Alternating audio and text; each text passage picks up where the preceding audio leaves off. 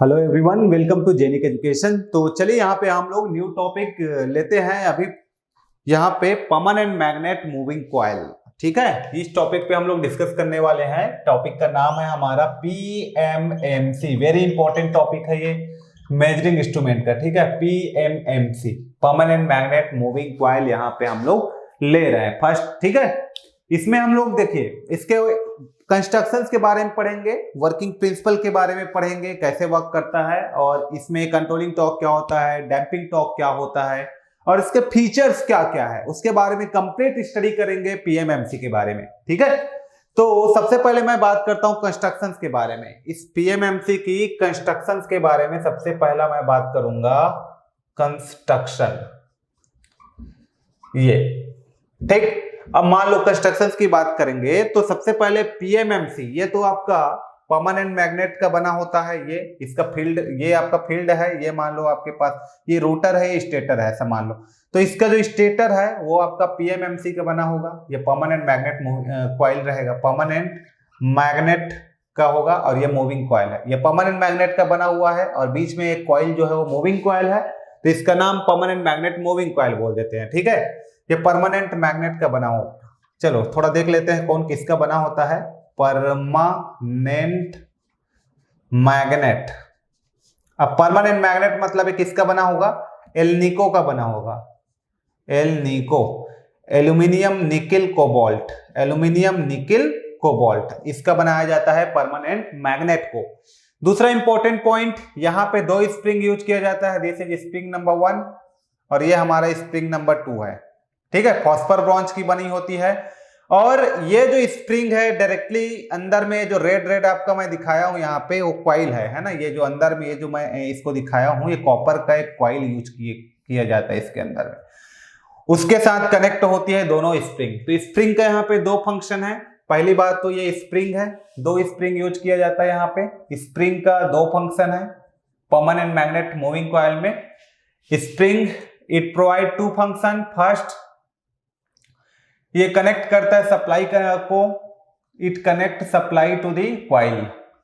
ठीक है, कॉइल में सप्लाई को कनेक्ट करता है। दूसरी बात, कंट्रोल प्रोवाइड करता है, it provide controlling torque, it provide controlling torque. ये दो फंक्शन होता है स्प्रिंग का। और स्प्रिंग जो बना होता है वो फॉस्फर ब्रॉन्ज का बना होता है, ये भी याद रखना, फॉस्फर ब्रॉन्ज। ठीक है, इसका कुछ प्रॉपर्टी होता है, दैट्स व्हाई हम लोग फॉस्फर ब्रॉन्ज का उसको बना के रखते हैं। अब यहां पे आ जाते हैं, इसको बोला जाता है पायोट। ये पायोट होता है, पिवोट या पायोट बोलते हैं इसको। ठीक है, ये जो होता है स्पिंडल, ये स्पिंडल है, ये स्पिंडल, ये तो जानते हो आप। स्केल, स्केल, ये क्या है आपके पास? Pointer, pointer. ठीक है, और देखिए इसमें अब आ जाते हैं मूविंग कॉइल। तो ये पूरा ये जो ऊपर वाला पोर्शन है ये आपका मूविंग कॉइल है, ये मूविंग कॉइल। ठीक है, ये मूविंग कॉइल हो गया। सबसे पहले ना आप इस मूविंग कॉइल पे फोकस करेंगे तो इसके तीन पार्ट होते हैं मूविंग कॉइल का। अंदर का जो ये ब्लू वाला जो पोर्शन मैंने दिखाया है, ये आयरन का बना होता है, ये आयरन वाला अंदर का पार्ट है। ठीक है, ये मूविंग कॉइल की आप बात करेंगे ना तो ऐसा करके बना रहेगा। ठीक है, ये इस शेप में। और यहाँ पे जो आपका वाइंडिंग कॉइल जिसको हम लोग बोलते हैं कॉपर वायर का, वो इस टाइप से रहेगा इसमें, ये ऐसा। तो ये जो पोर्शन है इसके ऊपर में, कॉइल के जस्ट ऊपर में क्या रहेगा? फॉर्मर रहेगा, एल्यूमिनियम का बना हुआ एक फॉर्मर रहेगा, ऐसा ये फॉर्मर रहेगा इसके जस्ट ऊपर में। और इसी फॉर्मर में हम लोग वाइंडिंग को प्लेस करते हैं। ये जो भी कॉइल है हमारे पास जो मूव करता है उसको इसी फॉर्मर के ऊपर में प्लेस करते हैं। तो ये इनसाइड वाला जो दिख रहा है यहाँ पे ब्लैक कलर में, जिसको मैंने दिखाया हुआ है इनसाइड में, ये क्या होता है आपका? आयरन का बना होता है, ये आयरन का, और ये फिक्स्ड होता है। ये अंदर वाला पोर्शन मूव नहीं करता, आयरन वाली पार्ट जो है वो मूव नहीं करता, आयरन का है वो। ठीक है, उसके बाद ये ब्लू वाली जो दिख रहा है ये क्या है आपका? ये फॉर्मर है, एल्यूमिनियम का बना होता है फॉर्मर। ठीक, एल्यूमिनियम का बनाई जाती है, एल्यूमिनियम। इलेक्ट्रिकल के लिए कंडक्टर होता है वो, aluminium is the best conductor for electrical, है ना, हाई कंडक्टिविटी होता है। बट मैग्नेटिक मटेरियल नहीं है वो, नॉन मैग्नेटिक मटेरियल है ना। ये एल्यूमिनियम का है, नॉन मैग्नेटिक मटेरियल। और ये जो दिख रहा है रेड कलर में, ये कॉइल है आपका, ये मूव करता है ना, फॉर्मर के साथ मूव करता है। अरे कॉपर वायर का बना होगा और ये क्या है, सिंपली कॉइल है, ठीक है। और ये मूव करेगा किसके साथ, फॉर्मर के साथ, ये फिक्स्ड होगा, फॉर्मर भी मूव करेगा। ये बस अंदर का जो ब्लैक वाला है आयरन वो फिक्स्ड रहेगा, उसके अंदर में कॉइल फॉर्मर लगा है पहले एक एल्यूमिनियम का, ठीक है। एल्यूमिनियम प्लास्टिक का भी बनाते हैं farmer, but permanent magnet moving coil में हम लोग उसको एल्यूमिनियम का बना कर रखे हैं। उसका सिंगल रीजन ये है कि वो एडी करंट वहां पे प्रोवाइड करेगा, और एडी करंट डैंपिंग हम लोग इसमें यूज करते हैं, इस कारण उसको एडी करंट डैंपिंग प्रोवाइड करने के लिए एल्यूमिनियम का बना कर रखे हैं, ठीक है। और उसके ऊपर में कॉइल को टर्न कर दी जाती है, एन नंबर ऑफ टर्न्स यहाँ पे कॉइल है जिसका नंबर ऑफ टर्न्स क्या है, एन है। और वही कॉइल जो है फॉर्मर के साथ में मूव करेगा, ठीक है। यही कॉइल जो है फॉर्मर के साथ मूव करेगा, राइट, ठीक। तो केवल यहाँ पे कॉइल और फॉर्मर मूव करेगा, अंदर में जो आयरन वाली पार्ट है वो मूव नहीं करेगा। अब आयरन का अंदर का उसको मूव करा देंगे तो टॉर्क टू वेट रेशियो आपका कम हो जाएगा, क्योंकि वेट बढ़ जाएगा, सो दैट उसको मूव नहीं करा सकते, है ना। एक बार मूव कर गया आपका पॉइंटर तो फिर उसको रोकना प्रॉब्लम हो जाएगा, कंट्रोलिंग टॉर्क प्रोवाइड करना बहुत प्रॉब्लम हो जाएगा, तो उसको हम लोग मूव नहीं करा सकते। तो इसलिए वहां पे एल्यूमिनियम का फॉर्मर यूज करते हैं। एल्यूमिनियम का यूज करने का रीजन ये भी है कि वो लाइट वेट होता है पहला, दूसरी बात ये कि जो वहां पे आप यूज करते हो वो कंडक्टिंग मटेरियल भी है आपका, है ना, एल्यूमिनियम। तो इसके कारण हम लोग उसको यूज करते हैं ताकि वो डैंपिंग टॉर्क भी आपको प्रोवाइड करे, एडी करंट डैंपिंग, है ना, वो मैग्नेटिक फील्ड भी क्रिएट करेगा और एडी करंट डैंपिंग भी प्रोवाइड करेगा। तो ये सारे रीजंस है उसको बनाने के, ठीक है। तो इसको आप समझ में आ गया होगा, मैंने इसको और थोड़ा बड़ा साइज में यहाँ पे दिखा दिया कि क्या फॉर्मर है। और इसी के साथ एक्चुअली स्प्रिंग को तो मैं ऊपर कनेक्ट कर दिया हूं, तो स्प्रिंग जो है इसी के साथ ऐसे कुछ अटैच्ड रहेगा, एक टाइट होगा, एक यहाँ से आपका क्या होगा, एक लूज होगा। और इसी स्प्रिंग में हम लोग यहाँ पे क्या देते हैं, ये दोनों पॉइंट को हम लोग क्या देते हैं, ये दोनों पॉइंट को हम लोग सप्लाई देते हैं। तो जिस क्वांटिटी को मेजरमेंट करना है उसको हम लोग यहाँ पे कनेक्ट कर देते हैं, क्वांटिटी टू बी मेजर्ड, यहाँ से कनेक्ट कर देते हैं, चाहे वोल्टेज हो, करंट हो, क्वांटिटी, कनेक्ट क्वांटिटी, यहाँ पे क्वांटिटी टू बी मेजर्ड, लिख लीजिए इसको, टू बी मेजर्ड, ठीक है। यहाँ पे connect quantity to be measured, वहां पे हम लोग इसको देते हैं, ठीक है। मान लो मैं इसको करंट दे दिया, ये आई, तो यहां से करंट निकलेगा। और ये जो फॉर्मर है इसका ये वाला पोर्शन जो है वो लेंथ होगा, और ये वाला पोर्शन जो है इसका ब्रेड्थ होगा, चौड़ाई होगा, ठीक है। फॉर्मर की लेंथ और ब्रेड्थ ये भी आपको पता होना चाहिए। तो this portion is breadth and this portion is length, ठीक है। तो टोटल एरिया क्या हो जाएगा इस फॉर्मर का, लंबाई गुणित चौड़ाई, लेंथ इंटू ब्रेड्थ, राइट। ये हो जाएगा आपका सिंपल कंस्ट्रक्शन। तो यहां पे हम लोग कंस्ट्रक्शन की तो बात कर लिए, क्या क्या चीजें यहां पे आप प्रोवाइड करते हो किसी भी परमानेंट मैग्नेट मूविंग कॉइल को। तो सिंपल सी लॉजिक आप हम लोग इसके वर्किंग पे जाने वाले हैं, कैसे वर्क करता है, कैसे यहाँ पे डिफ्लेक्टिंग टॉर्क प्रोवाइड करता है, ठीक है। तो इसमें हम लोग कंट्रोलिंग टॉर्क के लिए क्या करके रखे हैं, स्प्रिंग कनेक्ट करके रखे हैं ऊपर और नीचे, यही कंट्रोलिंग टॉर्क प्रोवाइड करेगा, ठीक है। और डैंपिंग टॉर्क के लिए यहाँ पे एक हम लोग क्या यूज किए, फॉर्मर यूज किए हैं जो कि एल्यूमिनियम का है, और एडी करंट डैंपिंग वो प्रोवाइड करेगा, ठीक है। एल्यूमिनियम एक कंडक्टिंग वायर है, non magnetic material but conducting wire है, बट ये जैसे ही ऑसिलेशन होगा पॉइंटर तो उसको डैंपिंग टॉर्क प्रोवाइड करेगा, अपना ओन मैग्नेटिक फील्ड क्रिएट करेगा, और वो मेन मैग्नेटिक फील्ड का अपोज करेगा, जिसके कारण वो अपने कॉस का अपोज करेगा लेंज लॉ के अकॉर्डिंग, और डैंपिंग प्रोवाइड करेगा, जिसको आप ज्यादा डिटेल में नहीं बताना है मुझे, ठीक है। ये हो गया। अब हम लोग बात करते हैं इसके वर्किंग के बारे में। तो परमानेंट मैग्नेट मूविंग कॉइल का जो वर्किंग होता है वो डीसी मोटर के वर्किंग प्रिंसिपल के इक्वल होता है, वैसे ही होता है जैसे डीसी मोटर वर्क करता है, वैसे ही हमारा परमानेंट मैग्नेट मूविंग कॉइल भी वर्क करता है, डीसी मोटर के वर्किंग प्रिंसिपल पे काम करता है, ठीक है। तो यहाँ पे हम लोग देखते हैं इसका वर्किंग को डिटेल में एक बार, है ना। ये सब समझ में आ गया, ये सब मैं थोड़ा सा मिटा देता हूँ, इधर स्पेस चाहिए मुझे। तो देखिए डीसी मोटर का वर्किंग कैसे, लॉरेंज फोर्स इसमें कैसे क्रिएट होता है, जैसे थोड़ा सा मैंने इंट्रोडक्शन वाली पार्ट में समझाया था। मान लो आपके पास यहाँ पे, एक बार और समझाता हूं उसी चीज को, यहां पे लेते हैं हम लोग एक दो परमानेंट मैग्नेट लिए, तो ये मेरा एन हो गया मान लो, है ना।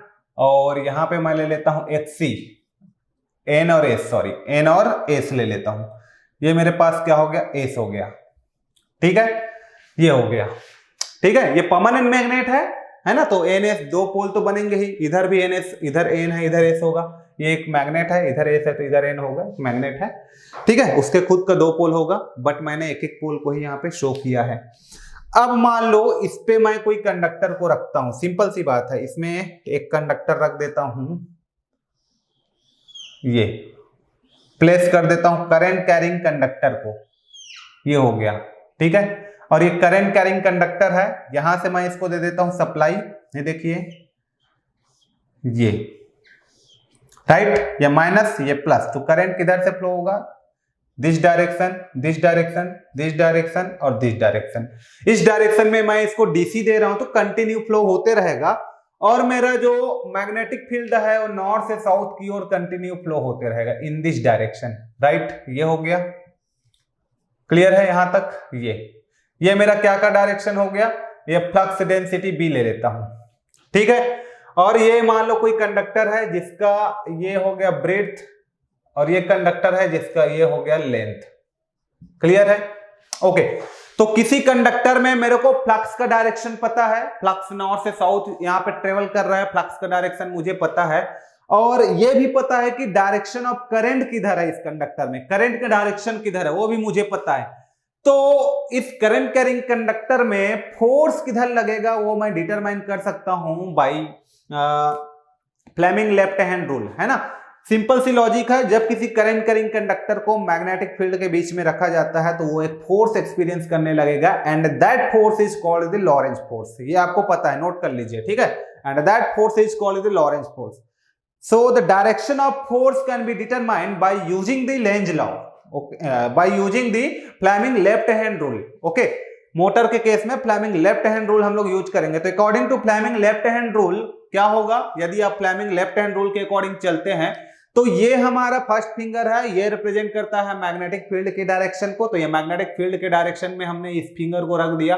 एंड सेकेंड इंपॉर्टेंट कि हम लोग को करंट का डायरेक्शन पता है, मान लो ये कंडक्टर है ए बी, मान लो इसमें करंट का डायरेक्शन डाउनवर्ड है, तो मैं सॉरी अपवर्ड है, इधर अपवर्ड बाहर निकल रहा है, ठीक है, तो मैं इसमें करंट का डायरेक्शन शो कर दिया ऐसा इन दिस डायरेक्शन।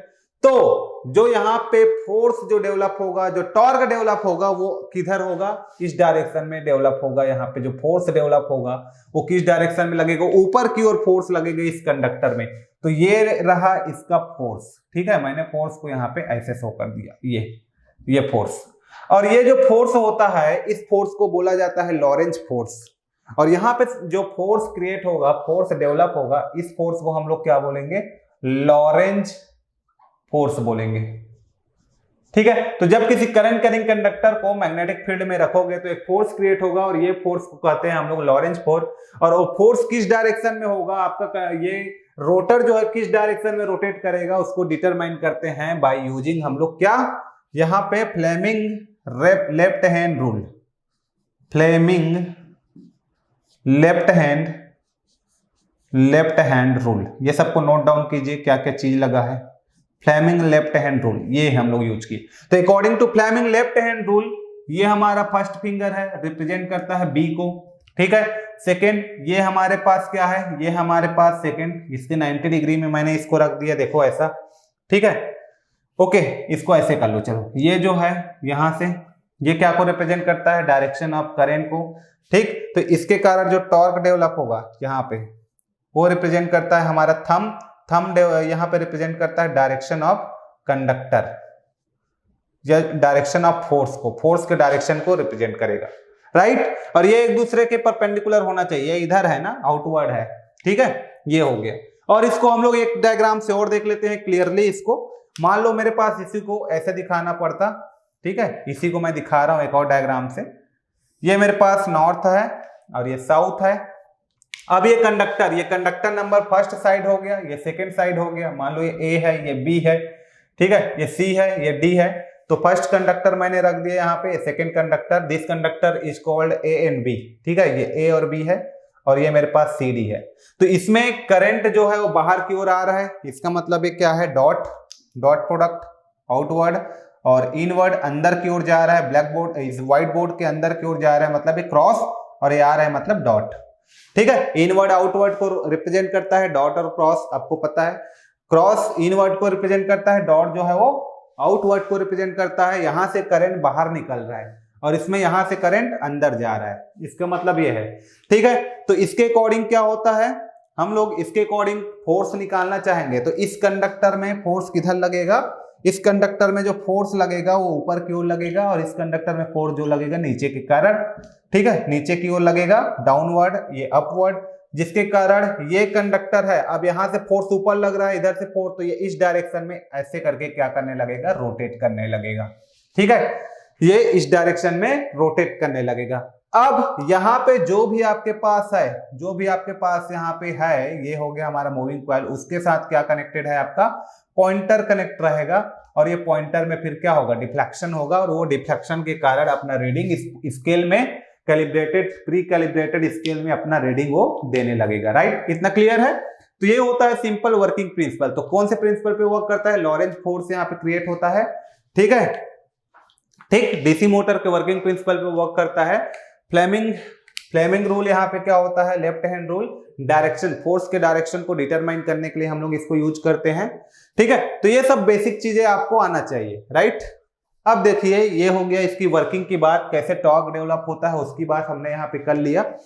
अब हम लोग इसकी टॉर्क का डेरिवेशन देखते हैं ना, कि कैसे इसमें टॉर्क डिराइव करते हैं। ठीक है, तो ये जो लॉरेंज फोर्स है जो यहाँ पे क्रिएट हुआ, ये जो लॉरेंज फोर्स है ये किस पे डिपेंड करता है, तो यहां पे जो फोर्स क्रिएट हुआ वो होता है आपके पास F is equal to B I L sine theta, ये होगा लॉरेंज फोर्स, है ना। F is equal to B I L sine theta, है ना। अब ये क्या है, ये मैं समझाया था आपको कि जब आपके पास कोई मैग्नेटिक फील्ड है, यहां पे और समझाता हूं। ठीक है, ये देखिए, ये आपके पास कोई मैग्नेटिक फील्ड है, ठीक, ये कोई मैग्नेटिक फील्ड है और इसमें कोई करंट कैरिंग कंडक्टर को आप रखेंगे तो उसमें एक फोर्स डेवलप होगा। मान लो ये मैग्नेटिक फील्ड है, ये डायरेक्शन ऑफ बी हो गया। अब इसमें कोई करंट कैरिंग कंडक्टर को आप रखेंगे, मान लो पैरेलल में रखेंगे इस मैग्नेटिक फील्ड का, किसी कंडक्टर को मैग्नेटिक फील्ड के पैरेलल में आप रखेंगे तो फोर्स क्या होगा, नेट फोर्स की वैल्यू 0 होगा। बट इसको आप ऐसा इंक्लाइन रखेंगे, मान लो यहां से आपका ये थीटा डिग्री है, ये रेफरेंस है मान के चलो, ये मेरा ये वाला रेफरेंस ले लेता हूं, ये मैग्नेटिक फील्ड ऑफ लाइन को रेफरेंस ले रहा हूं, ये थीटा डिग्री। ठीक है, यहां से ऐसा, ठीक, तो ये अब दो कंपोनेंट में, मान लो इसको v वेलोसिटी से आप रोटेट कराओगे तो ये दो कंपोनेंट में ब्रेक होगा, है ना, ये दो कंपोनेंट में ब्रेक होगा। एक तो इस कंपोनेंट में ब्रेक होगा, यहां से लिख लेता हूं, ठीक है, इस कंपोनेंट में, और ये इस कंपोनेंट में ब्रेक होगा। ठीक है, इस वाला कंपोनेंट को मैं यहां पे बोल देता हूं, ये इसके साथ मान लो एंगल बना रहा है थीटा, तो इस कंपोनेंट को मैं यहां पे बोलूंगा v cos theta, v cos theta, और ये इसके साथ एंगल बना रहा है यहाँ पे क्या, ये इसके साथ एंगल बना रहा है तो v cos थीटा, और ये क्या हो जाएगा यहाँ पे v sin थीटा। ठीक है, तो मैक्सिमम फोर्स कब डेवलप करेगा, जब कोई कंडक्टर किसी मैग्नेटिक फील्ड के परपेंडिकुलर होगा, तब वो मैक्सिमम फोर्स यहाँ पे क्या करेगा, डेवलप करेगा। ठीक है, तो यहां पे हमारा जो मैक्सिमम फोर्स होगा वो क्या होगा, B I L sine theta, हम लोग इसी के कारण लिखते हैं, where L is the length of the conductor. मान लो कोई कंडक्टर है तो इसका लेंथ क्या है, एल है ना, तो L is the length of the conductor. ठीक, तो यहां पे जो फोर्स होगा वो B I L sine theta होगा। तो किस पे डिपेंड कर रहा है वो फोर्स, फ्लक्स डेंसिटी पे डिपेंड कर रहा है, उस कंडक्टर के लेंथ पे डिपेंड कर रहा है, उस कंडक्टर पे कितना करंट फ्लो कर रहा है उस पे डिपेंड कर रहा है, तो इन सारे चीजों पे डिपेंड कर रहा है। और दूसरी बात कि ये जो फोर्स कितना होगा वो डिपेंड कर रहा है थीटा पे। ठीक है, थीटा पे डिपेंड कर रहा है। ठीक, यदि यहाँ पे थीटा का वैल्यू मान लो 0 है, थीटा का वैल्यू 0 है, तो साइन 0 का वैल्यू क्या आएगा, 0 आएगा। इसका मतलब ये अभी पैरेलल रहेगा मेरा कंडक्टर इस मैग्नेटिक फील्ड का, तो उस कंडीशन में फोर्स 0 होगा। लेकिन जैसे जैसे थीटा डिग्री यहां से आप करंट दोगे तो उसके कारण ये रोटेट करने लगेगा, डिफ्लेक्शन थीटा डिग्री करने लगेगा, और जैसे ही वो 90 डिग्री हो जाएगा तो फोर्स जो है वो क्या हो जाएगा, मैक्सिमम हो जाएगा। ठीक है, तो फोर्स उस कंडीशन में मैक्सिमम हो जाएगा। तो इन सारे चीजों पे डिपेंड करता है फोर्स, फ्लक्स डेंसिटी पे, इन दोनों का कितना फ्लक्स डेंसिटी है उस पे, करंट कितना यहाँ पे आप दे रहे हैं उस करंट पे डिपेंड करेगा। दूसरी बात, यहाँ पे जो आप कंडक्टर यूज किए हो उसका लेंथ पे डिपेंड करेगा। तो BIL sin थीटा ये होगा, ठीक है, ओके। अब यहाँ पे जो फोर्स क्रिएट होगा वो और किस पे डिपेंड करेगा, तो फोर्स क्रिएट होगा वो नंबर ऑफ टन्स पे डिपेंड करेगा। मान लो 1 टन के लिए जो फोर्स है वो इतना है, तो फोर्स क्या हो जाएगा, force for n turns.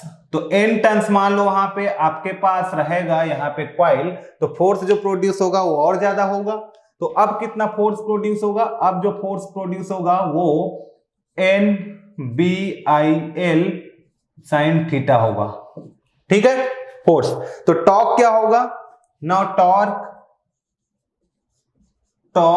Torque is equal to होता है फोर्स इंटू परपेंडिकुलर डिस्टेंस। तो परपेंडिकुलर डिस्टेंस कितना है मेरा, यहां से मान लो इसका परपेंडिकुलर डिस्टेंस कितना है, B होगा, तो ये हो जाएगा B perpendicular distance.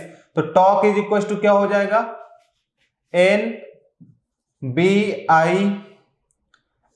Into B sin theta, ठीक है। तो यहां से मेरे पास टॉर्क इज इक्वल टू क्या हो जाएगा, NBIL sin थीटा, और इसको मैं लिख सकता हूं L इंटू B को एरिया। तो ये हो जाएगा NBA और ये हो जाएगा मेरा I sin theta. Now maximum torque क्या हो जाएगा, फिर यहां से मैं मैक्सिमम टॉर्क निकालना चाहूंगा तो यहां लिख देते हैं, ठीक है। तो T maximum when theta is equal to 90, तो उस कंडीशन पे जो टॉर्क आएगा वो T मैक्सिमम आएगा, वो कितना आएगा, NBAI आएगा, ठीक है, ये मैक्सिमम टॉर्क आएगा। तो मैक्सिमम टॉर्क ही मेरा क्या है, डिफ्लेक्टिंग टॉर्क है। तो दिस डिफ्लेक्टिंग टॉर्क मैं लिख सकता हूं डायरेक्टली इसको NBAI, ठीक।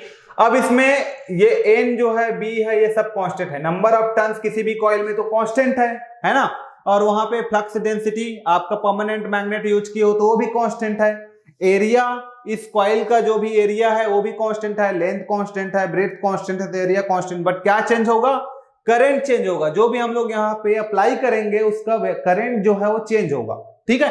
तो deflecting torque is directly proportional to current. और प्रोपोर्शनैलिटी कांस्टेंट क्या क्या है, तो G लिख देते हैं, चलो इसको G लिख देते हैं, ठीक है। यहाँ पे is equal to GI, where G is equal to क्या, where G is equal to NBA हो जाएगा, राइट।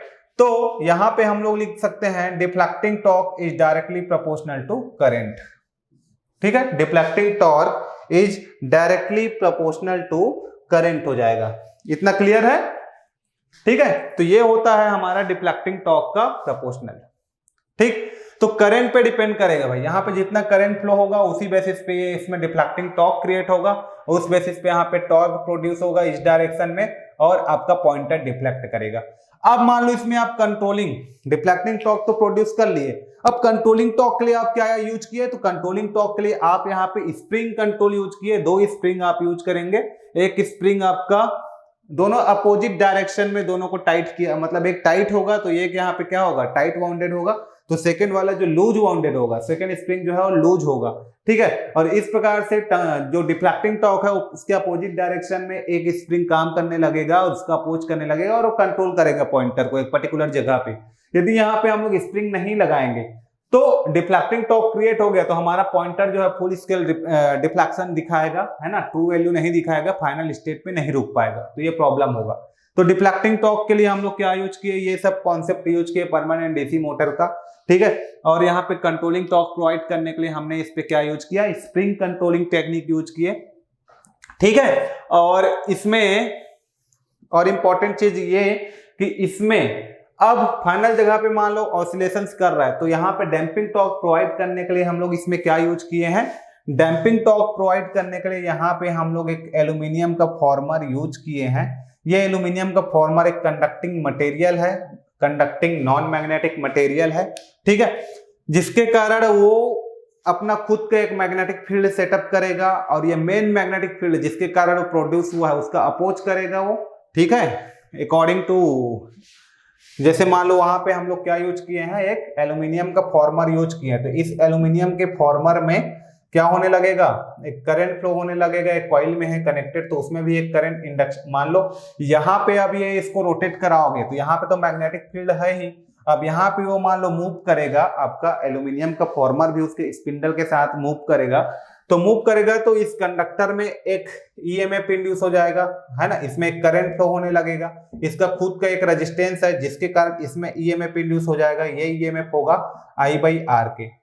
अब इस ईएमएफ के कारण जो भी बोलो ईएमएफ पहले प्रोड्यूस हुआ होगा वो फ्लक्स वगैरह के कारण, चेंज ऑफ फ्लक्स वगैरह के कारण, है ना, ईएमएफ उसका खुद का एक टर्न्स होगा d∅dt इसमें हुआ होगा जिसके कारण ईएमएफ प्रोड्यूस हुआ, और ईएमएफ प्रोड्यूस हुआ जिसके कारण यहाँ पे एक करंट प्रोड्यूस हुआ होगा इस ईएमएफ के कारण, तो इसमें अब करंट फ्लो होने लगेगा, ठीक है। पहले ईएमएफ प्रोड्यूस हुआ होगा जैसे जनरेटर में होता है कि किसी कंडक्टर को मैग्नेटिक फील्ड के बीच में घुमाते हो तो ईएमएफ इंड्यूस हो जाता है फैराडे लॉ के कारण, वैसे यहाँ पे आपके पास एक फॉर्मर है जो कंडक्टिंग मटेरियल है, अब ये स्पिंडल के थ्रू घूम रहा है तो ये मैग्नेटिक फील्ड में वो भी घूम रहा है तो उसमें एक ईएमएफ प्रोड्यूस हुआ होगा, उस ईएमएफ के कारण एक करंट होता है प्रोड्यूस, और वो करंट जो होता है उस करंट को हम लोग बोलते हैं एडी करंट, ठीक है। अब एडी करंट के कारण वहां पे अपना खुद का मैग्नेटिक फील्ड सेटअप करेगा, ये ईएमएफ तो इस मैग्नेटिक फील्ड के कारण प्रोड्यूस हुआ है, लेकिन अब जो मैग्नेटिक फील्ड ये प्रोड्यूस करेगा वो खुद का अपोज करेगा और डैंपिंग प्रोवाइड करेगा, ठीक है, और वो डैंपिंग प्रोवाइड वहां पे करेगा।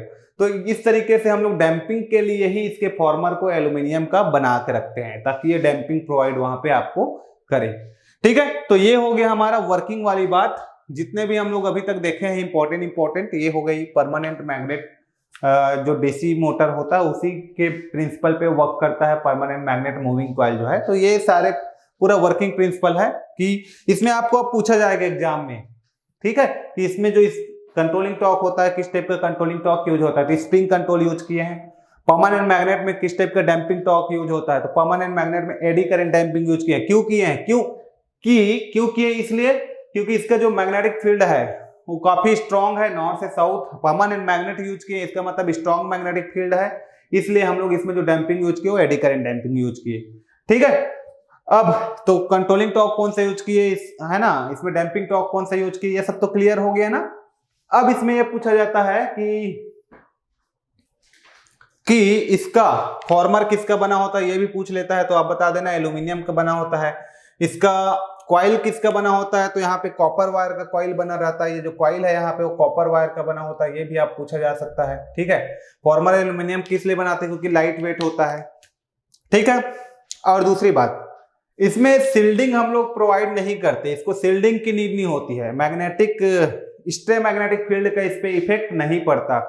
क्यों नहीं पड़ता, क्योंकि स्टे मैग्नेटिक फील्ड मतलब समझते हो कि दूसरे जो अदर मैग्नेटिक जैसे ट्रांसमिशन लाइन वगैरह एक मैग्नेटिक फील्ड क्रिएट करता है, मान लो इंस्ट्रूमेंट को मैं वहां लेके जाता हूं तो उसका इफेक्ट इस पे पड़ता है ना, किसी इंस्ट्रूमेंट पे पड़ता है, तो स्टे मैग्नेटिक फील्ड एक एक्सटर्नल मैग्नेटिक फील्ड होता है जिसका इफेक्ट इंस्ट्रूमेंट पे पड़ता है, बट इस खुद का जो मैग्नेटिक फील्ड है वो काफी स्ट्रॉन्ग है, तो इसके कारण जो एक्सटर्नल मैग्नेटिक फील्ड है उसका कोई इफेक्ट नहीं पड़ता, इस कारण इस इंस्ट्रूमेंट में हम लोग सील्डिंग की नीड नहीं होती, हमको किसी प्रकार की कोई सील्डिंग की जरूरत नहीं पड़ती, ठीक है। और दूसरा इंपॉर्टेंट पॉइंट कि deflecting torque is directly proportional to current होता है ना, फिक्स्ड वैल्यू ऑफ करंट को प्रोपोर्शनल, इसका मतलब जो भी स्केल आएगा परमानेंट मैग्नेट मूविंग कॉइल का वो स्केल कैसा होगा, वो स्केल आपके पास लीनियर आएगा, ठीक है। कैसा स्केल होगा इसका, लीनियर स्केल होगा, ठीक है, लीनियर स्केल हम लोग इसमें यूज करेंगे। और दूसरी बात, deflecting torque is directly proportional to current, ये हो गया, ये सब अभी डिस्कस करते हैं। Deflecting torque is directly proportional to current है ना, और यहाँ पे deflecting torque is equal to क्या मिला है अपने को, बीना या NBAI बोल सकते हो। अब ये सब मैं इरेज करता हूँ, कुछ कुछ यहाँ पे इंपॉर्टेंट बातें हम लोग नोट करेंगे इसके बारे में, ठीक है, जो आपके एग्जाम के लिए आते हैं। फीचर्स में एक बार नोट करूंगा, सब चीज आपको बताऊंगा। तो deflecting torque is directly proportional to current, है ना, ये हो गया। अब मैं कंट्रोलिंग टॉर्क की बात करूंगा, तो कंट्रोलिंग टॉर्क मैंने इसमें क्या प्रोवाइड किया है, कंट्रोलिंग टॉर्क मैंने स्प्रिंग कंट्रोल प्रोवाइड किया, तो कंट्रोलिंग टॉर्क होता है KC इंटू थीटा, ठीक है। कंट्रोलिंग टॉर्क जो होता है KC इंटू थीटा, उसके डायरेक्टली प्रोपोर्शनल होता है थीटा का। Controlling torque is directly proportional to theta, where theta is the deflection, ठीक है, theta is the deflection angle, उसके प्रोपोर्शनल होता है। जितना डिफ्लेक्ट करेगा उतना कंट्रोलिंग टॉर्क प्रोवाइड करेगा। तो under steady state condition, under steady state condition controlling torque equal to the deflecting torque. Under steady state condition जो भी कंट्रोलिंग टॉर्क है इंस्ट्रूमेंट का वो क्या हो जाएगा, डिफ्लेक्टिंग टॉर्क के इक्वल होगा, तभी तो आपका पॉइंटर एक पर्टिकुलर जगह पे फाइनल पोजीशन पे रुकेगा, है ना। यदि कोई भी टॉर्क ज्यादा हो जाएगा तो फिर पॉइंटर मूव करते रहेगा, वो स्टेडी स्टेट पोजीशन में नहीं आएगा। तो पॉइंटर को उसके फाइनल वैल्यू पे रोकने के लिए जितना डिफ्लेक्टिंग टॉर्क यहाँ पे लग रहा है, और डिफ्लेक्टिंग टॉर्क डिपेंड कर रहा है करंट पे, तो जितना डिफ्लेक्टिंग टॉर्क यहाँ पे लग रहा है वो क्या होगा, डिफ्लेक्टिंग टॉर्क यहां पे लिख देते हैं, ये इक्वेशन नंबर 1 और ये मेरा कंट्रोलिंग टॉर्क इक्वेशन नंबर 1। उतना जितना डिफ्लेक्टिंग टॉर्क लग रहा है उतना हमारा कंट्रोलिंग टॉर्क होना चाहिए, ठीक है। तो under steady state condition controlling torque जितना equal to the deflecting torque, ठीक है। तो यहां से वैल्यू को हम लोग रखेंगे के C theta is equal to, ये क्या है हमारे पास, जी आई। ओके, तो यहां से थीटा इज इक्वल टू क्या लिख सकते हैं, जी अपॉन के सी आई, ठीक। तो ये तो कांस्टेंट है, तो theta is directly proportional to क्या आएगा, आई आएगा।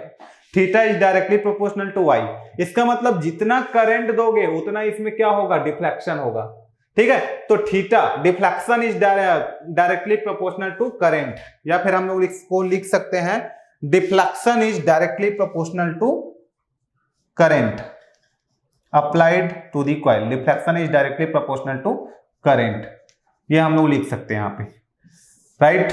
ये deflection is directly proportional to current, ठीक है, ये होता है। अब ये डायरेक्टली प्रोपोर्शनल है, इसका मतलब मैं यहां पे बनाऊं डिफ्लेक्शन वर्सेस करंट। मान लो ये मेरे पास क्या है, ये मान लो डिफ्लेक्शन है, ये मेरे पास करंट है। तो जैसे जैसे करंट का वैल्यू बढ़ेगा वैसे वैसे डिफ्लेक्शन बढ़ेगा, और ये ग्राफ कैसा आएगा, लीनियर। इसका मतलब जो मेरा स्केल होगा वो कैसा होगा, लीनियर होगा। जो मेरे पास स्केल होगा वो कैसा होगा, लीनियर होगा। ये इस तरीके से मान लो ये मेरा पॉइंटर है ना, ये जीरो है, यहाँ से स्टार्ट होगा और यहाँ पे खत्म, है ना। इसको मैं पार्टीशन में चेंज कर लेता हूँ, 1 2 3 4 5 6 7, ये 8, ये 1 2 3 4 5 6 7 8 इक्वल डिवीजन रहेंगे। लीनियर स्केल मतलब क्या समझते हैं, इक्वल डिवीजन। ये मान लो पॉइंटर है आपका, है ना, तो यहाँ पे नंबर ऑफ डिवीजन जो है वो इक्वल रहेंगे, ऐसा समझ में आ रहा है। इस स्केल को हम लोग क्या बोलते हैं, लीनियर स्केल, ठीक है। अब मान लो यहीं पे आपका theta is directly proportional to I square आता है। इसका मतलब ये आपके पास मान लो थीटा है, ये करंट है और ये स्केल ऐसा है, इसका मतलब ये नॉन लीनियर स्केल है। इसका मतलब ये इक्वल पार्टीशन में डिवीजन नहीं होगा, है ना। ये रेशियो में आगे जाके क्रैम्ड होते जाएगा, है ना। ज्यादा वैल्यू आपका रेशियो, दो पॉइंट के बीच का रेशियो डिवीजन बढ़ते जाएंगे, ठीक है। तो उसको क्रैम्ड बोलते हैं, उसके बारे में भी देखेंगे हम लोग एमआई में, ठीक है, नॉन लीनियर स्केल का। तो ये समझ में आ गया, स्केल कैसा होता है, लीनियर होता है। कंट्रोलिंग टॉर्क क्या प्रोवाइड करते हैं, स्प्रिंग कंट्रोल। डैंपिंग टॉर्क क्या प्रोवाइड करते हैं, एडी करंट डैंपिंग, है ना। तो ये सब चीज हम लोग इसके बेसिक चीजों में अपने को पता होना चाहिए। अब theta is directly proportional to I, that means current को, जितना आपका करंट है, जितना डिफ्लेक्शन है ना, जितना करंट दोगे उतना डिफ्लेक्शन होगा। That means it measure only DC value, it measure only DC value. ये डीसी वैल्यू को ही मेजर करेगा, ठीक है। डीसी मतलब एवरेज वैल्यू को ही मेजर करेगा। इसका मतलब ये हुआ कि आप हाफ वेव यहाँ पे देते हैं, हाफ वेव करंट आप लोग देते हो, मान लो हाफ वेव करंट, ठीक है। कुछ इस तरीके से इसको करंट देते हो आप, हाफ वेव या फुल वेव भी देते हो। तो ये हाफ वेव के केस में कितना मेजर करेगा, इसका आई एवरेज कितना होगा, आई मैक्सिमम बाई 2। मान लो इसको हम लोग फुल वेव दे दिए, इनपुट में फुल वेव दे दिए ऐसा, तो उस कंडीशन में इसका एवरेज वैल्यू मेजर करेगा कितना, 2im बाई पाई, इसको मेजरमेंट करेगा, ठीक है। इसका मतलब इसको कुछ भी दो, ये एवरेज वैल्यू मेजरमेंट करने वाला है, मतलब डीसी वैल्यू को मेजर करता है, एसी के लिए यूज नहीं है, ठीक है। बट व्हाट हैपेंड, जब इसको एसी दे दिया जाता है, मान लो मैं इसको एसी दे देता हूं, चलो इसको समझ लेते हैं। मान लो मैं इसको एसी दे देता हूं, ठीक, इक्वल फ्रीक्वेंसी इक्वल साइकिल का एसी दे देता हूं, ठीक है। 50 हर्ट्ज मान लो मैंने इसको एसी दे दिया 50 हर्ट्ज का, ठीक, ये पॉजिटिव है नेगेटिव। तो एसी देने पे क्या होगा, इसको अपने को समझना पड़ेगा थोड़ा सा, ठीक है। तो समझ लेते हैं, चलो एसी में क्या होगा ये,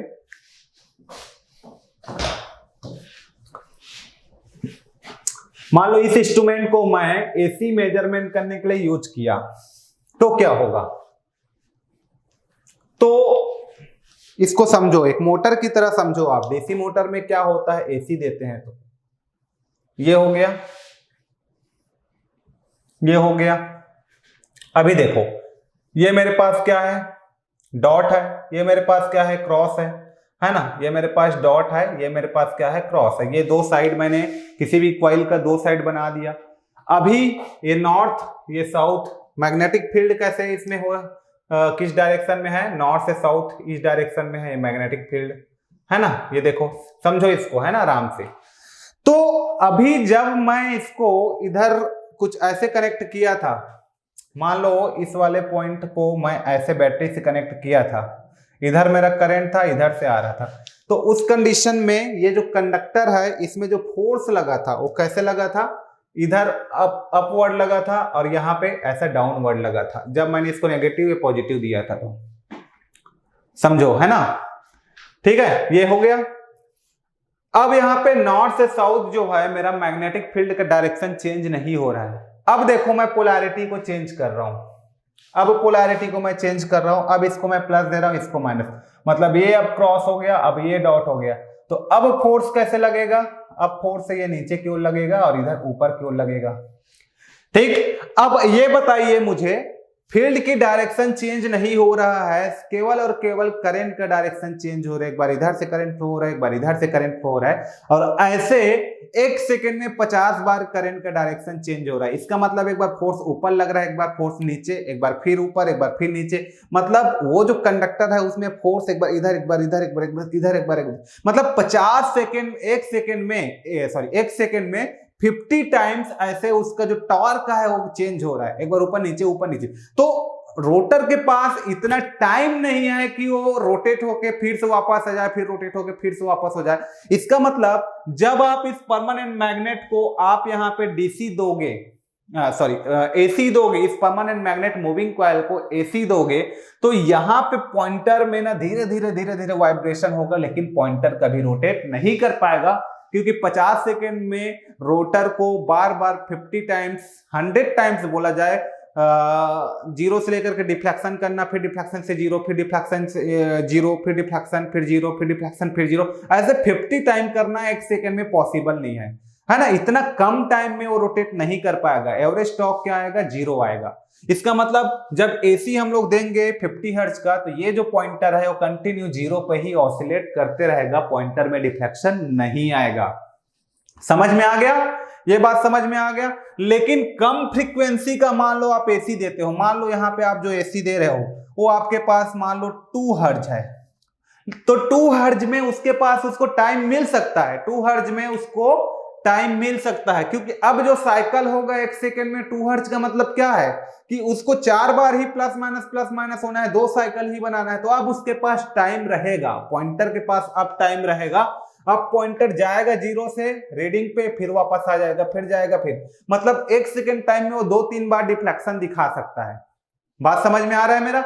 तो यदि आप कम हर्ट्ज का फ्रीक्वेंसी देते हो, मान लो 2, 3, 4 हर्ट्ज का, तो उसमें डिफ्लेक्शन आ सकता है। लेकिन आप यहाँ पे एसी देते हैं 50 हर्ट्ज का, तो 50 हर्ट्ज का फ्रीक्वेंसी बहुत ज्यादा हो जाएगा और इतने कम टाइम में इतने बार इसका डिफ्लेक्शन करना पॉसिबल नहीं है, वो केवल अपने जगह पे वाइब्रेट करते रहेगा। ठीक है, तो ये सब चीज होता है किसी परमानेंट मैग्नेट मूविंग कॉइल के वर्किंग प्रिंसिपल में। यदि आप इसको अच्छे से समझेंगे तो ये सब चीजें आपको समझ में आ जाएगा, राइट। जैसे डीसी मोटर की कॉन्सेप्ट है ना, उसमें भी वही होता था। ठीक है, तो आई थिंक ये आपको समझ में आ गया। तो सारा पॉइंट पे मैंने डिस्कस कर दिया। ठीक, अब इसमें स्ट्रेट मैग्नेटिक फील्ड की नीड नहीं होती, क्योंकि यहाँ पे स्ट्रॉन्ग मैग्नेटिक फील्ड होता है। जो मैग्नेटिक फील्ड यहाँ पे लगभग क्रिएट होता है ना, वो 1 वेबर के आसपास होता है, पर मीटर स्क्वायर के आसपास होता है। बहुत स्ट्रॉन्ग मैग्नेटिक फील्ड क्रिएट होता है।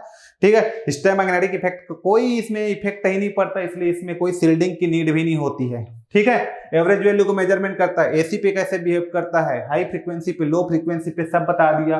कौन सा डैंपिंग यूज करते हैं, कौन सा कंट्रोलिंग यूज करते हैं, ये भी बता दिया। हाफ वेव को मेजरमेंट करेगा IM/π, फुल वेव को मेजरमेंट करेगा 2IM/π। ये सब चीज मैंने बता दिया। अब सिर्फ इसका बाकी है, मैं आपको क्या बताऊंगा, इसके फीचर्स के बारे में नोट करता हूं ये, फिर सारे फीचर्स के बारे में मैं डिस्कस करूंगा आपसे, है ना, नोट करने के बाद। उसके बाद नेक्स्ट लेक्चर में मैं आपसे ये डिस्कस करूंगा, एक्सटेंशन ऑफ रेंज के बारे में डिस्कस करूंगा, इसके बारे में न्यूमेरिकल के बारे में डिस्कस करूंगा, इस टॉपिक का, है ना। फिर ये टॉपिक को हम लोग वाइंड अप करेंगे और क्या क्या क्वेश्चन एग्जाम में आया है वो सब भी मैं करा दूंगा पूरा आपको, ठीक है। तो एक बार इसके फीचर्स के बारे में पढ़ लेते हैं और वही फीचर से, बिलीव करो, वही फीचर से सारा क्वेश्चन आपको मिल जाएगा। जितना मैं अभी नोट करूंगा सब क्वेश्चन वो फीचर से ही मिल जाएगा, ठीक है। तो फीचर्स को मैं नोट डाउन करता हूं, मजा आएगा आपको पढ़ने में, ठीक है। उसके बाद डिस्कस करते हैं। ओके, तो चलिए यहाँ पे कुछ इंपॉर्टेंट फीचर्स है। ये कुछ फीचर्स मैंने लिखा है जो आपके एग्जाम पॉइंट ऑफ व्यू से वेरी इंपॉर्टेंट है और सारा क्वेश्चन आएगा तो PMMC से यहीं से क्वेश्चन आएगा। इसको मैंने एक जगह लिख दिया, ठीक है, क्योंकि इतना लिखने में आपका टाइम तो जाता और लॉन्ग वीडियो हो जाते, इस कारण मैंने इस पे लिख दिया। तो आपको मैं समझा देता हूँ इसको, ठीक है। कुछ कुछ फीचर्स है यहाँ पे, कुछ 15-16 फीचर्स है। तो सबसे पहले परमानेंट मैग्नेट डीसी मोटर क्या को मेजरमेंट करता है? डीसी सप्लाई को ही मेजरमेंट करता है ना। परमानेंट मैग्नेट को केवल डीसी सप्लाई दे रहे हैं तभी वो वर्क कर रहा है, एसी पे तो वर्क नहीं कर रहा है, वहीं पे वाइब्रेट कर रहा है, तो केवल डीसी को मेजर करता है, ठीक है। और डीसी के एवरेज वैल्यू को मेजरमेंट करता है ना, डीसी के एवरेज वैल्यू को मेजरमेंट करता है। तीसरी बात है कि परमानेंट मैग्नेट जो होता है वो किसका बना होता है, कोई पूछेंगे तो एल्निको का बना होता है, एल्यूमिनियम निकिल कोबाल्ट का बना होता है। और ये जो फ्लक्स डेंसिटी होता है परमानेंट मैग्नेट मूविंग वो बहुत अच्छा होता है, 1 वेबर पर मीटर स्क्वायर होता है। इस कारण इस पे स्ट्रे मैग्नेटिक फील्ड का कोई इफेक्ट नहीं पड़ता, क्योंकि खुद का इसका स्ट्रॉन्ग मैग्नेटिक फील्ड है। तो थोड़ा मोड़ा कोई बाहरी magnetic field, external magnetic field आएगा तो उसका कोई यहाँ पे खास इफेक्ट नहीं पड़ने वाला, ठीक है। और no need for magnetic shielding, इसी कारण इसको मैग्नेटिक शील्डिंग की नीड भी नहीं होगा, क्योंकि स्ट्रॉन्ग मैग्नेटिक फील्ड होता है, स्टे मैग्नेटिक फील्ड का इफेक्ट बहुत ही कम पड़ता है इस पे, इसलिए। दूसरी बात, spring connected in series with the supply, है ना, और फॉस्फोर ब्रॉन्ज की बनी होती है। स्प्रिंग का 2 फंक्शन होता है, यहाँ पे एक सप्लाई कनेक्ट, कॉइल को सप्लाई से कनेक्ट करना, और दूसरा फंक्शन कंट्रोलिंग प्रोवाइड करना, ठीक है। ओके, तो ये हो गया स्प्रिंग के बारे में। इफ वन स्प्रिंग डैमेज, मान लो 2 स्प्रिंग कनेक्टेड है, कॉइल से कनेक्टेड है, को प्लस दे रहा है, को माइनस, मान लो कोई एक स्प्रिंग वहां पे डैमेज हो जाता है तो वहां पे फ्लो होने वाली करंट 0 हो गया। व्हेन करंट 0 तो फोर्स 0 हो जाएगा। याद करो फोर्स में करंट का BI लाया है, करंट 0, फोर्स 0 तो टॉर्क 0, इस कारण कोई डिफ्लेक्शन नहीं आएगा, ठीक है। डिफ्लेक्टिंग टॉर्क क्या हो जाएगा? 0 हो जाएगा यदि कोई एक स्प्रिंग वहां पे डैमेज हो जाता है तब, ठीक है। ये करंट 0 तो टॉर्क 0, तो टॉर्क कंप्लीटली क्या हो जाएगा? 0 हो जाएगा। तो यहाँ पे हमको जब डिफ्लेक्टिंग टॉर्क क्या मिला था? NBAI मिला था। डिफ्लेक्टिंग टॉर्क का डेरिवेशन हमने किया, and TD is equal to GI and G is the galvanometer constant, ठीक है। G is the galvanometer constant, ठीक। तो ये मिल गया अपने को। And controlling torque TC is equal to K theta at full scale deflection, at steady state deflecting torque, controlling torque is equal to deflecting torque, है ना। ये होता है controlling torque is equal to deflecting torque, तो वहां से theta is proportional to y। इसका मतलब स्केल कैसा है? लीनियर है, यूनिफॉर्म है। समझ में आ गया? इसका लीनियर का स्केल कैसा होता है? लीनियर होता है, यूनिफॉर्म होता है, सब बताया हूं डायग्राम के थ्रू, याद कीजिए। और इसमें जो फॉर्मर होता है वो एल्यूमिनियम का बना होता है। एल्यूमिनियम बनाने का 2 रीजन है, एक तो लाइट वेट होता है, दूसरा एल्यूमिनियम जो होता है वो कंडक्टिंग मटेरियल है, और तीसरा नॉन मैग्नेटिक मटेरियल है।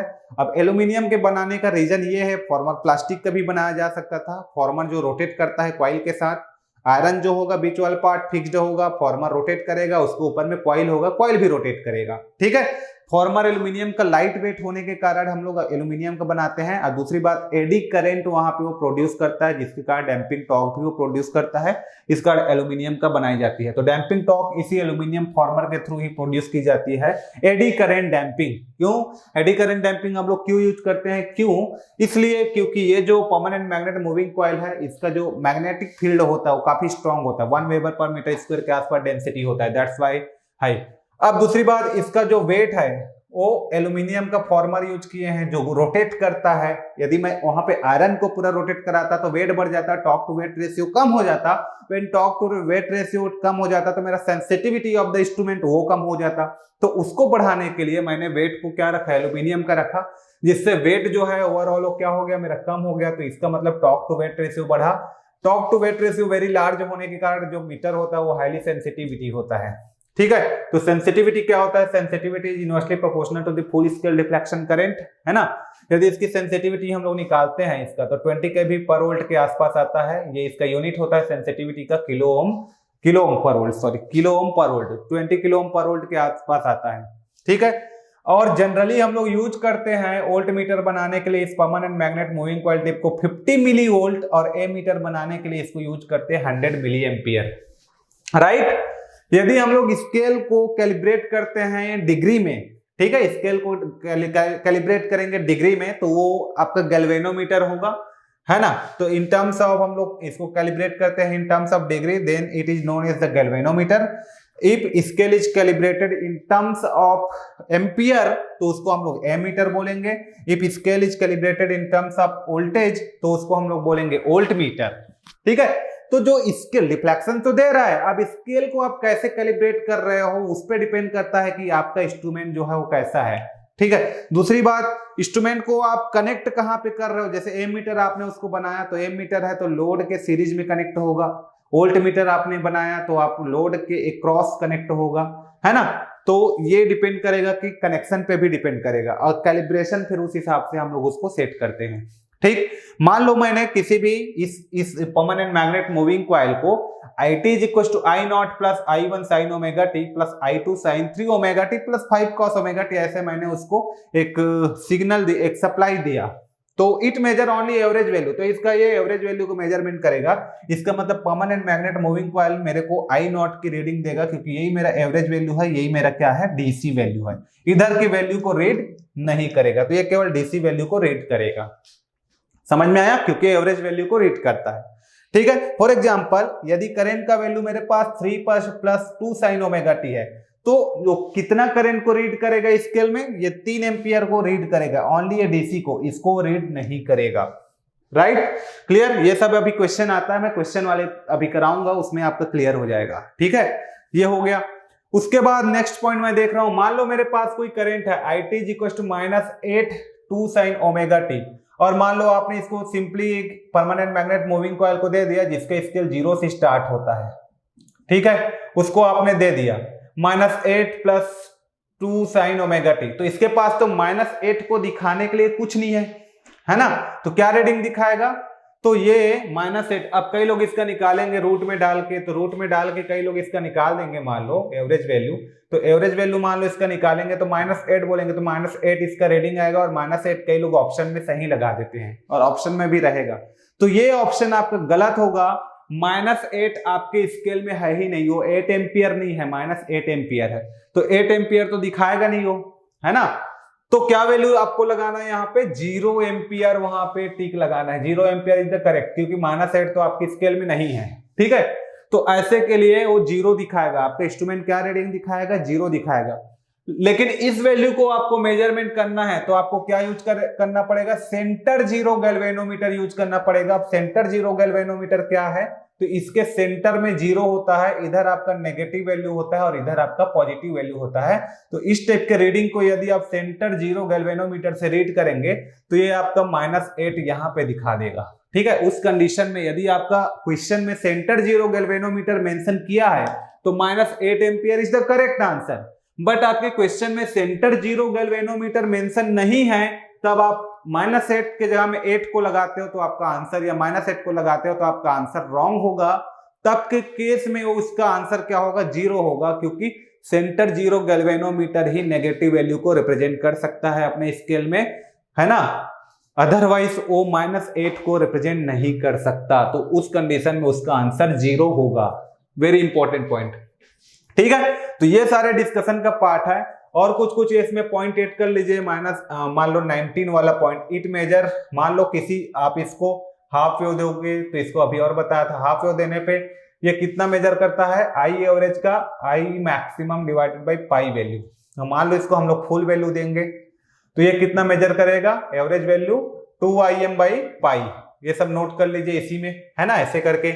और एसी देंगे तो क्या होगा, हाई फ्रीक्वेंसी आप एसी देंगे तो जो टॉर्क आएगा वो 0 आएगा, वहीं पे ऑसिलेशन करते रहेगा। और लो फ्रीक्वेंसी आप एसी देते हो मान लो, तो इसमें कुछ डिफ्लेक्शन पॉसिबल है, 0 से मैक्सिमम, फिर मैक्सिमम से 0, फिर 0 से मैक्सिमम, फिर मैक्सिमम से 0, ये आपका पॉसिबल डिफ्लेक्शन वहां पे मिलेगा। तो ये सारे इंफॉर्मेशन है किसी गैल्वेनोमीटर के लिए, इतना इंफॉर्मेशन आपको पता होना चाहिए यदि आप कोई एग्जाम के लिए प्रिपेयर कर रहे हैं तो, ठीक है। तो सबसे पहले हमने कंस्ट्रक्शन देखा, फिर वर्किंग देखा, डीसी मोटर का वर्किंग देखा, फिर हम लोग इससे रिलेट किए, फिर वहां पे टॉर्क का डेरिवेशन दिखा, कंट्रोलिंग टॉर्क देखा, डैम्पिंग टॉर्क देखा, फिर वहां पे बैलेंस किए स्टेडी स्टेट में, है ना। फिर हम लोग कंप्लीटली हर चीज को समझ लिए परमानेंट मैग्नेट मूविंग कॉइल को इस एक लेक्चर में, ठीक है। अब हम लोग इसका एक्सटेंशन ऑफ रेंज देखेंगे और इससे रिलेटेड न्यूमेरिकल देखेंगे, अभी इससे related numerical, extension of range, ये सबको हम लोग देखेंगे, ठीक है। तो अगला टॉपिक हमारा है एक्सटेंशन ऑफ रेंज पे बात करेंगे हम लोग, इसके रेंज को कैसे एक्सटेंड करेंगे उसके बारे में पूरा मैं बात करूंगा। देन बहुत सारा न्यूमेरिकल हम लोग प्रैक्टिस करेंगे, ठीक है। तब तक के लिए थैंक यू।